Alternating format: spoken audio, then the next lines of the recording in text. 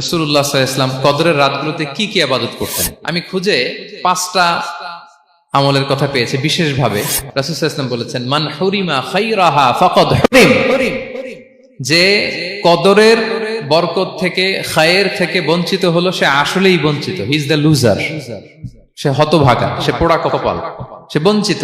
Last 10 days of রমাদান খুব গুরুত্বপূর্ণ, সবচাইতে the cream time of Ramadan. I repeat, এটা রমাদানের একেবারে মাহেন্দ্রক্ষণ। এই 10 দিনের যে কোনো 10 রাতের যে কোনো রাত কদর হয়ে যেতে পারে, বিশেষ করে অড নাইটস গুলো 21, 23, 25, 27 এবং 29, যে কোনো দিন হয়ে যেতে পারে কদর। সো বুদ্ধিমানের কাজ হচ্ছে আমরা যেন রমাদানের শেষ 10 রাতে লাগাতার একইভাবে একই স্পিডে আমরা যেন ইবাদত করি।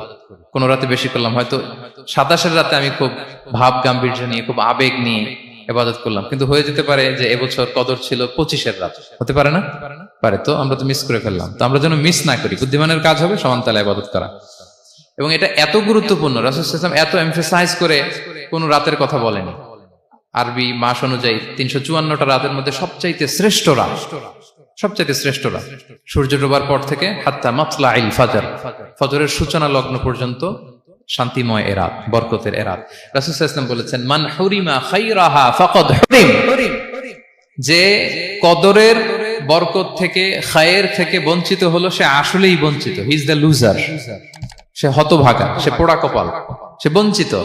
মান হুরিমা খায়রাহা ফাকাদ হুরিম, যে কদর পেল না সে হতভাগা। এখন আমরা কি হতভাগা হতে চাই? আমরা তো শুরুতে অনেক হোপফুল ছিলাম, এত এত ব্লেসিংস, এত এত বরকত, রহমতের ফলগু ধারায় আমরা প্লাবিত হচ্ছি রমাদানে। তা আমরা তো হতভাগা হতে চাই না।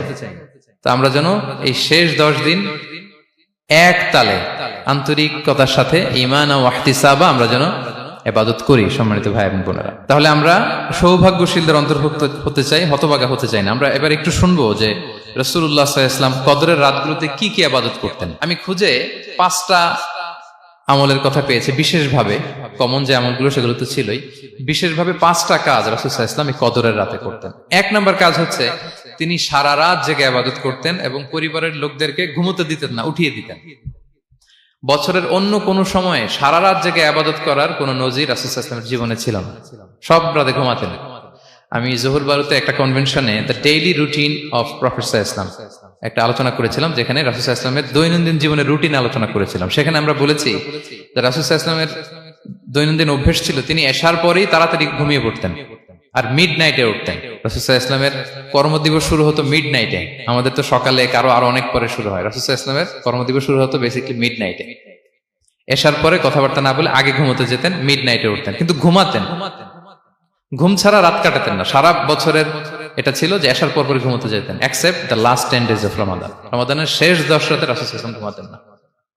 এই 10 দিনের ব্যাপারেই পাওয়া যায় সারা রাত জেগে তিনি ইবাদত করতেন। আম্মা জান আয়েশা রাদিয়াল্লাহু তাআলা আনহা বলেন, ইযা দাখালাল আশরু আহিয়াল লাইলা ওয়া আইকাযা আহলা ওয়া জাদ্দা ওয়া শাদ্দাল মিজার। রমাদানের শেষ দশক যখন আসতো রাসূল সাল্লাল্লাহু আলাইহি ওয়াসাল্লাম সারা রাত জেগে ইবাদত করতেন। পরিবারের সদস্যদেরকে জাগিয়ে তুলতেন, স্ত্রীদের ঘুমাতে দিতেন না, জাগিয়ে তুলতেন। ফাতেমা রাদিয়াল্লাহু তাআলা আনহার ঘর পাশেই ছিল, তাদেরকে যে জাগাতেন এবং নিজে সারা রাত ইবাদত করতেনই। জাদ্দা ওয়া শাদ্দাল মিজার, খুবই বলিষ্ঠ ভাবে, খুব মজবুত ভাবে কোমরে গামছা বেঁধে নামার একটা এক্সপ্রেশন এখানে দেওয়া হয়েছে। মিজার, ইজহার মানে হচ্ছে বাংলা করলে হয় লুঙ্গি। লুঙ্গি আমরা যখন খুব শক্ত কোনো কাজ করতে যাই তখন তারা কি করে, খুব টাইট করে লুঙ্গিটা বাঁধে। তার মানে বোঝানো হচ্ছে রাসূল সাল্লাল্লাহু আলাইহি ওয়াসাল্লাম কোমরে ভালো করে লুঙ্গি বেঁধে বা গামছা বেঁধে আটকাট বেঁধে নামতেন শেষ 10 দিনের জন্য। এই সময় তিনি মানে কাউকে কেমন যেন চিনতেন না, সবসময় ইবাদতে মগ্ন থাকতেন। এটা আমরা করতে পারি যে শেষ 10 দিনে আমরা একটা স্পেশাল প্ল্যান করতে পারি যে আমরা আমাদের সর্বোচ্চটুকু উজাড় করে দিয়ে লাস্ট 10 days অফ রমাদানের এই বরকত আমরা হাসিল করব, এটা যেন আমাদের মিস না হয়। তাহলে এটা আমরা একটা পেলাম। 2 নাম্বার হচ্ছে ইতিকাফ করা। রাসূলুল্লাহ সাল্লাল্লাহু আলাইহি ওয়াসাল্লাম রমাদানের শেষ 10 দিন ইতিকাফ করতেন। আমাদের আয়েশা রাদিয়াল্লাহু তাআলা আনহা বলেন, কানা ইয়াতাকিফুল আশরাল আওয়াখির মিন রমাদান। রমাদানের শেষ দশকে তিনি ইতিকাফ করতেন হাত্তা তাওয়াফাহুল্লাহ, ওনার ইন্তেকালের আগ পর্যন্ত এই অভ্যাসটাই তিনি জারি রেখেছেন। সুম্মা আতাকাফা আজওয়াজুহু মিন বাদে, তারপরে ওনার স্ত্রীরা ইতিকাফ করেছেন। আরেক বর্ণনায় এসেছে ইয়াতাকিফু কুল্লা রমাদান 10 আইয়াম, প্রতি রমাদানে তিনি 10 দিন ইতিকাফ করেছেন, কিন্তু যেই বছর তিনি ইন্তেকাল করবেন সে বছর তিনি 20 দিন ইতিকাফ করেছিলেন।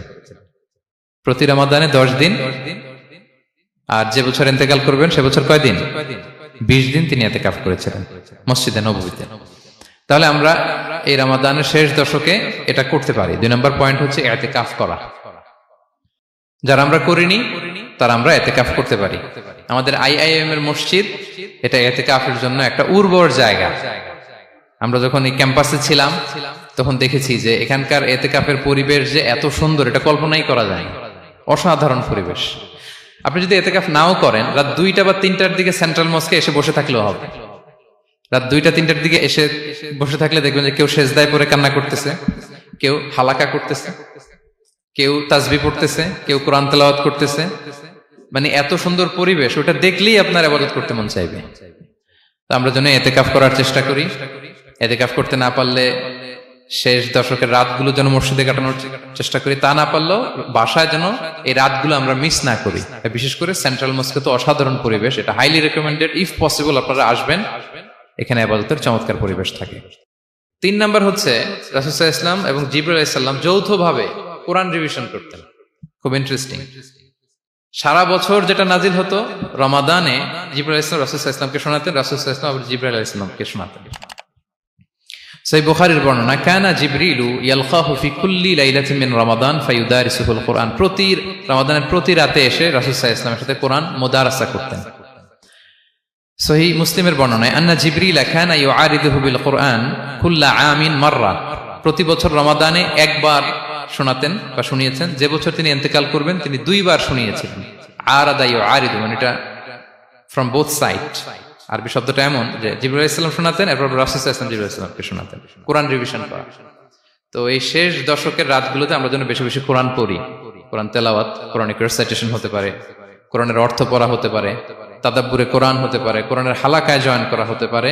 ইন ইটস এনি ফর্ম আমরা যেন কোরআনের সাথে অ্যাটাচমেন্টটা বাড়াই লাস্ট 10 days অফ রমাদানে। 4 নাম্বার, কিয়ামুল লাইল করা। রাসূল সাল্লাল্লাহু আলাইহি ওয়াসাল্লাম কিয়ামুল লাইল করতেন, এবং কিয়ামুল লাইল শব্দটাকে রাসূল সাল্লাল্লাহু আলাইহি ওয়াসাল্লাম কদরের সাথে জুড়ে দিয়েছেন। সহিহ বুখারীর বর্ণনায় তিনি বলেছেন, মান কামা লাইলাতাল কদরি ঈমানা ওয়া ইহতিসাবা গুফিরা লাহু মা তাকাদ্দামা মিন যামবি। কদরের রাতে যে কিয়ামুল লাইল করে বিশ্বাস নিয়ে এবং নাজাতের প্রত্যাশা নিয়ে, তার পূর্বের সমস্ত গুনাহ আল্লাহ তাআলা ক্ষমা করে দিবেন। তাহলে কিয়ামুল লাইলটা রাসূল সাল্লাল্লাহু আলাইহি ওয়াসাল্লাম বিশেষভাবে কদরের রাতের সাথে সম্পৃক্ত করেছেন। আমরা যেন প্রতি রাতে কিয়ামুল লাইল করি, লম্বা সময় যেন দাঁড়িয়ে থাকি, লম্বা সময় কোরআনিক রিসাইটেশন করি দাঁড়িয়ে থেকে, লম্বা সময় রুকু, লম্বা সময় সিজদা, স্পেশালি সিজদা। আখরাবু মা ইয়াকুনুল আবদু মির রাব্বিহি ওয়া হুয়া সাজিদ ফাআকসিরু ফিহি দুআ। বান্দা যখন সিজদায় থাকে আল্লাহ সবচেয়ে কাছে থাকে। তো আমরা তো আল্লাহর সবচেয়ে কাছে যেতে চাই এই ক্রিম টাইমটাতে, কি বলেন? আমরা যেন লম্বা সময় সিজদাতে থাকি। কিন্তু আমাদের অনেকের যেটা হয়, নামাজে তাড়াহুড়ো, অনেকের সব ব্যস্ততা যখন নামাজে দাঁড়াই এরকম হয়ে যায়। রাসূল সাল্লাল্লাহু আলাইহি ওয়াসাল্লামের সালাত যদি আমরা খেয়াল করি, বিশেষ করে কিয়ামুল লাইলে এত যে সুন্দর ছিল। আম্মাজান আয়েশা রাদিয়াল্লাহু তাআলা আনহাকে জিজ্ঞেস করা হয়েছিল যে, হে আম্মাজান, রাসূল সাল্লাল্লাহু আলাইহি ওয়াসাল্লামের কিয়ামুল লাইল কেমন ছিল, কিভাবে কিয়ামুল লাইল করতেন? আম্মাজান আয়েশা, দেখেন ওনার এক্সপ্রেশনটা কত সুন্দর। তিনি বলেছেন, ফালা তাসআল আন হুসনিহিন্না ওয়া তুলিহিন্না। রাসূল সাল্লাল্লাহু আলাইহি ওয়াসাল্লামের কিয়াম যে কত সুন্দর ছিল, কত লম্বা ছিল, আমায় জিজ্ঞেস করো না, আমি বলতে পারবো না। আমরা অনেক সময় যখন খুব বেশি চমৎকার কিছু হয় তো আমরা কি বলি, ভাই এত সুন্দর ছিল, আমি বোঝাতে পারবো না। এরকম বলি না যে এত অসাধারণ, আমি বলে বোঝাতে পারবো না। বাংলাতেও কিন্তু আমরা বলি এত চমৎকার, বলে বোঝাতে পারবো না, শব্দের বুননে, ভাষার বুননে আমি ফুটিয়ে তুলতে পারবো না।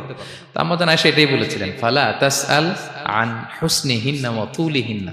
রাসূল সাল্লাল্লাহু আলাইহি ওয়াসাল্লামের রাতের নামাজ কিয়ামুল লাইল যে কত সুন্দর ছিল, কত দীর্ঘ ছিল, লম্বা ছিল, আমায় জিজ্ঞেস করো না, আমি বলে বোঝাতে পারবো না। সুবহানাল্লাহি ওয়া বিহামদি। সো আমরা যেন লম্বা সময় কিয়ামুল লাইল করি। আম্মাজান আয়েশা রাদিয়াল্লাহু তাআলা আনহা আরো বলেন, কানা ইয়াকুমু মিনাল লাইলি হাত্তা তাতাফাত্তারা কদামা।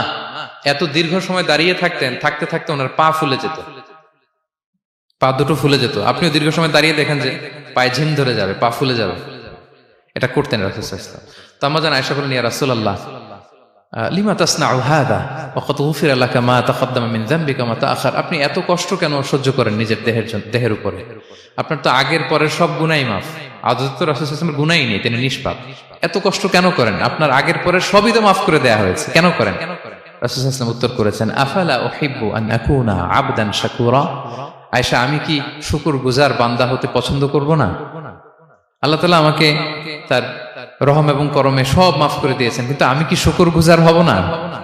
আমি কি আমার রোলটা প্লে করব না? আমি কি নিজেকে সঁপে দেব না আল্লাহ তাআলার কাছে জায়নামাজে? তো এটা ছিল সংক্ষেপে রাসূল সাল্লাল্লাহু আলাইহি ওয়াসাল্লামের কিয়ামুল লাইলের ধরন। এভাবে তিনি দীর্ঘ সময় কিয়ামুল লাইল করতেন। আমরা যেন এটা করি। সেন্ট্রাল মস্কে কিয়ামুল লাইল এবছর নিশ্চয়ই হচ্ছে, আমরা যেন অংশগ্রহণ করি। 5 নম্বরে রাসূল সাল্লাল্লাহু আলাইহি ওয়াসাল্লাম দোয়া করতেন। এই কদরের রাতগুলোতে খুব বেশি বেশি দোয়া করতেন। দোয়া নিয়ে আমরা একটা জুমার খুতবা দিয়েছিলাম, সেখানে আমরা বলেছিলাম যে দোয়া হতে হবে খুব আন্তরিক দোয়া, রোবোটিক দোয়া যেন না হয়। আপনার আবেগ, ভালোবাসা, মনের মাধুরী মিশিয়ে, চোখের পানি মিশিয়ে, অশ্রু সিক্ত করে এই দোয়াটা করতে হবে, তাহলে সে দোয়া আল্লাহর কাছে কবুল হবে। আমরা যেন আমাদের ভাব, আবেগ সব ঢেলে দিতে পারি আমাদের দোয়াতে, আমাদের সেজদায়, আমাদের কিয়ামুল লাইলে। এবং যে কোনো ভাষায় কোরআনিক দোয়াগুলো রেকমেন্ডেড, হাদিসের মাসুরগুলো রেকমেন্ডেড।